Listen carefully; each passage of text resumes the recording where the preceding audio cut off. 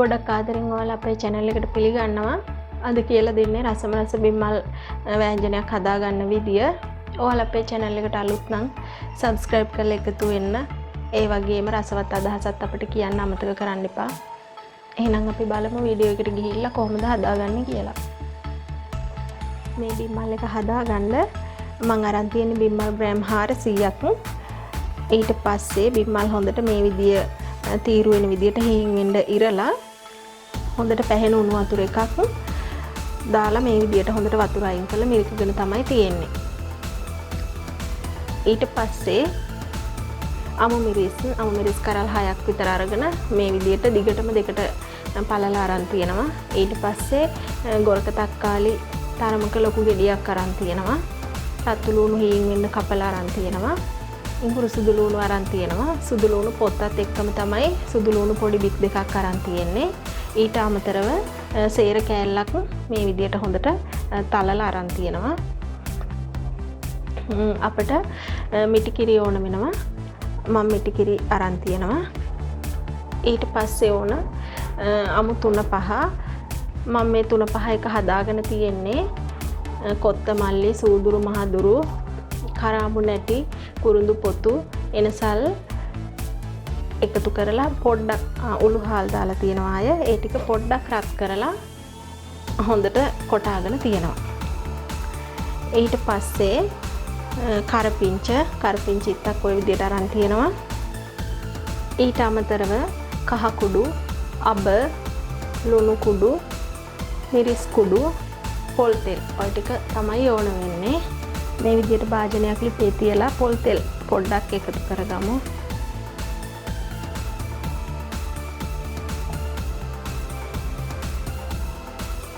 දැන් මේ විදිහට තෙල් ටික රත් වුණාම අපි අබ එකතු කරන්න ඕනේ. මම අබ තේ හැන්දක් දානවා. දාලා මෙහෙම වහගන්න ඕන නැත්නම් මූණට එනවා.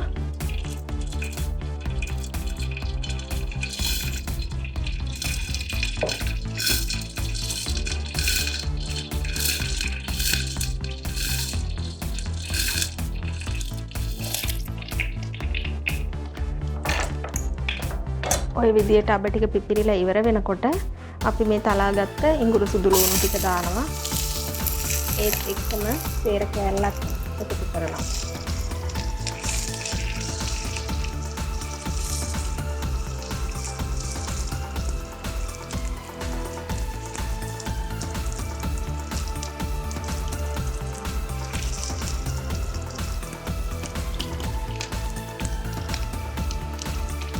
ඊට පස්සේ කරපිංච ටික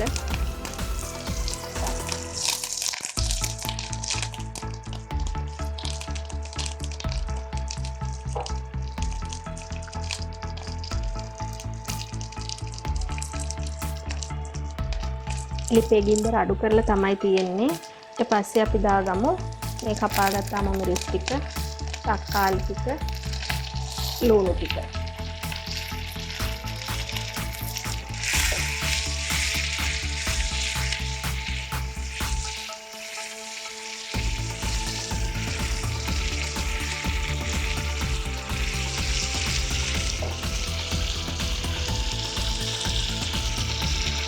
ඊළඟට අපි මේ හදාගත්ත 3-5 එක මිරිස් කුඩු,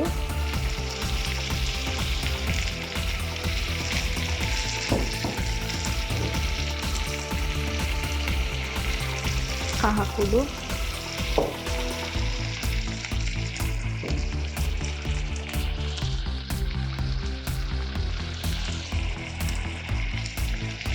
ලුණු ටිකත් එකතු කරගමු.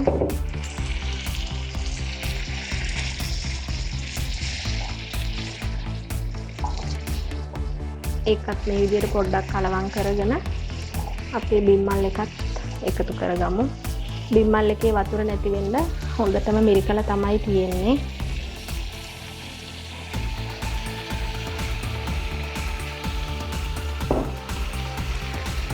ඊට පස්සේ අපි ඒකත් කලවම් කරගන්න ඕනේ.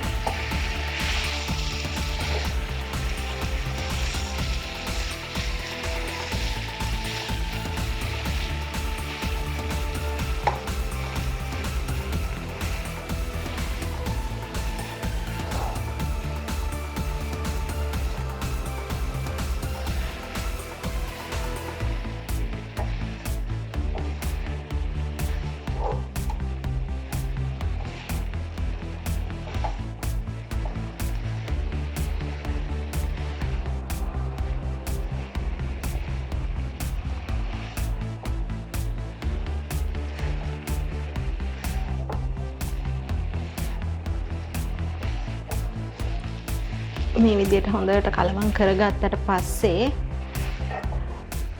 අඩු ගින්දරේ අපි විනාඩි 2-3ක් වහලා උයා ගමු. මොකුත්ම මේකට පොල් කිරි වතුරවත් එකතු කරන්නේ නැහැ. මේ තක්කාලි වල තියෙන ඉස්ම එතකොට බිම්මල් එකේ තියෙනවා නම් ඉතුරු වෙලා වතුර ගතිය ඒ වගේ ඉස්මෙන් මේක තැම්බෙන්න විනාඩි 3ක් විතර අඩු ගින්දරේ වහලා උයා ගමු.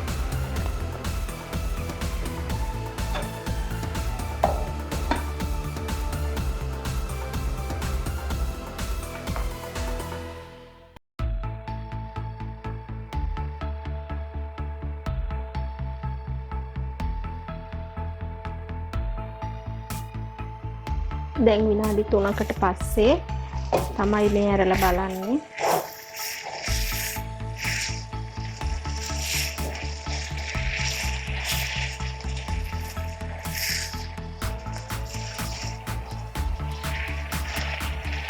හොඳට දැන් ඉබිලා තියෙන්නේ.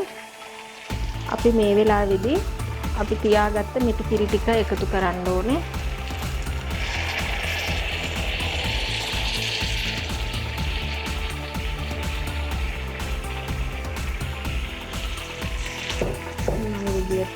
මේක ගොඩාක්ම පොඩි තියෙන්න උයා ගන්න එකක් නෙමෙයි.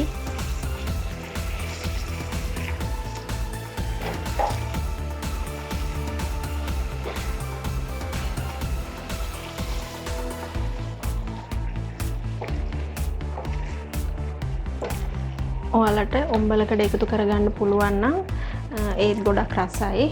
ওই විදියට ගින්දර මධ්‍යම ප්‍රමාණයෙන් තියාගෙන තව චුට්ටක් වෙලා උයා ගමු.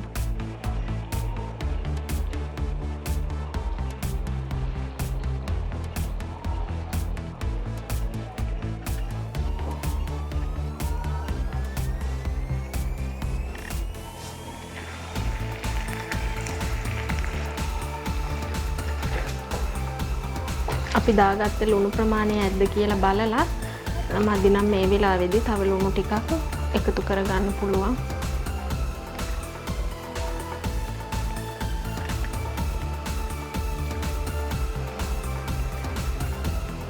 මිටි කිරි ටික එකතු කරලා තවත් විනාඩි 3ක් විතර මධ්‍යම ප්‍රමාණයෙන් වගේ ගින්දර තියාගෙන මේ විදිහට උයාගෙන අපි ලිප ඔෆ් කරගමු. ඊට පස්සේ